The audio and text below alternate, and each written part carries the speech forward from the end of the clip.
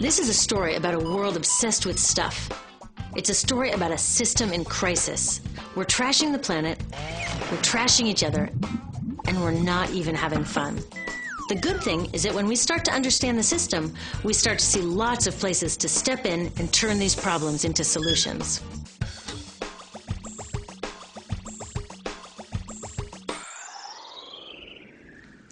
Can I tell you, I love my Pantene Pro V. Of the dozen or so personal care products that I use every day, it's the one I can't live without. Says it gives my dull hair the ultimate cool shine. How does it do that? I was wondering that while I was lathering it in my hair one day, so I read the ingredients right here. Sodium lauryl sulfate, tetrasodium EDTA, methyl isothiazolinone. What is this stuff? I took this list to some scientists who know how to read it. Turns out my Pantene contains a chemical linked to cancer. And lots of other products in my bathroom, from sunscreen to lipstick and even baby shampoo, also contain chemicals linked to cancer or other problems like learning disabilities, asthma, and even damaged sperm. Like most parents, I try to keep my family safe. But now I find out my bathroom is a minefield of toxins? What are we supposed to do? To find out the answers, we have to go back to one of the key features of our materials economy: toxics in, toxics out.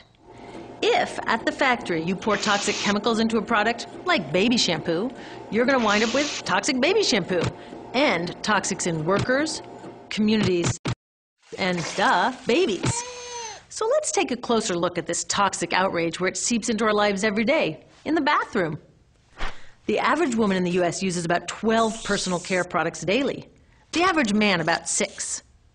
Each product containing a dozen or more chemicals.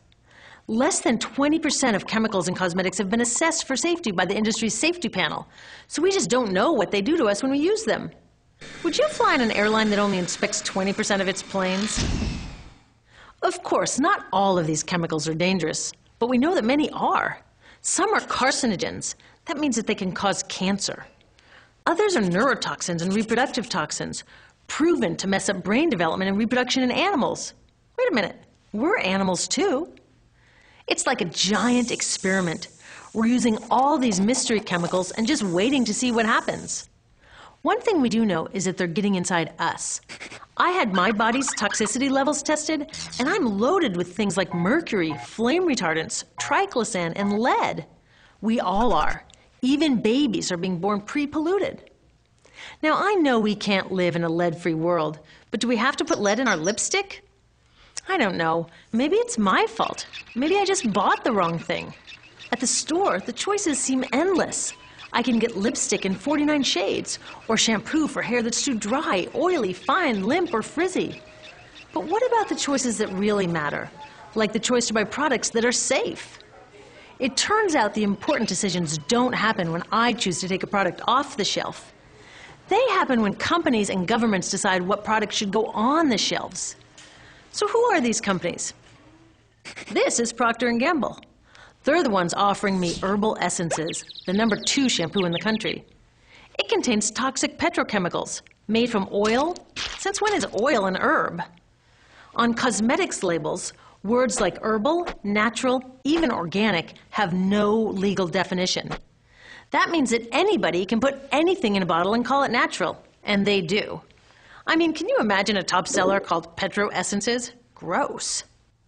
What's even nastier are hair relaxers marketed to 5-year-olds and skin whitening creams. These are super toxic, both in their ingredients and in the message they send about what beauty is. Ooh, here's Estee Lauder offering me a chance to help find a cure for breast cancer. That's nice. But wait, they're also using chemicals linked to cancer. Don't you think the best way for Estee Lauder to fight cancer is to stop using those chemicals in the first place? So really, I get to choose between meaningless claims on a bottle. But these guys get the real choice about what goes into those bottles. And that happens back here, at the factories where they're formulated. Why do the makers of these products use all these toxics? Are they trying to poison us? No, they're just working from a 1950s mindset when people were totally swept up in better living through chemistry. In all that excitement, they forgot to worry about human health impacts. That was years ago, and they are still using these same old toxic chemicals. Today, big cosmetics companies say the doses of poison in their products are small enough to be harmless. Yeah, maybe if you use them once a year.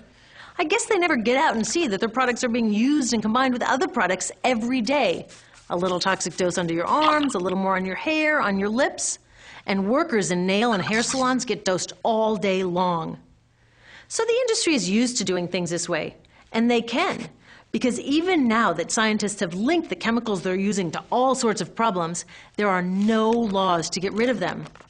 You're thinking, really? Come on, nobody's making sure that the stuff we smear all over our bodies is safe? Nope.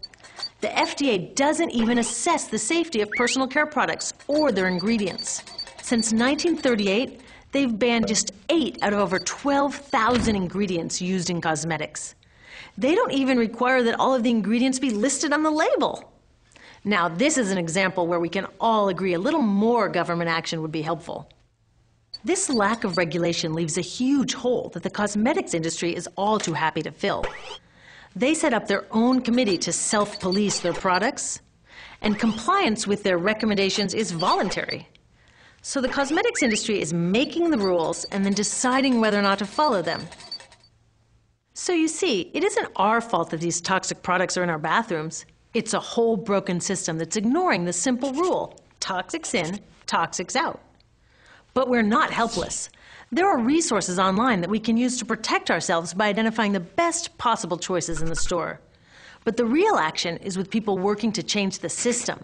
Because if we really want to solve this problem, we got to start here with these guys. Women, parents, workers, people all over the country are demanding that Congress pass a new law, giving FDA the power to make sure that our personal care products are safe. We need common sense laws based on the precautionary principle.